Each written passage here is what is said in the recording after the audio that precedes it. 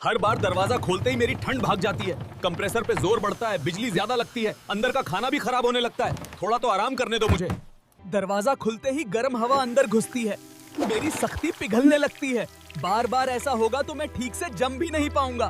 तापमान बार बार बदलता है तो मैं जल्दी खराब हो जाता हूँ। मेरी खत्म होने लगती है। हर बार खुलना मेरे लिए खतरा है।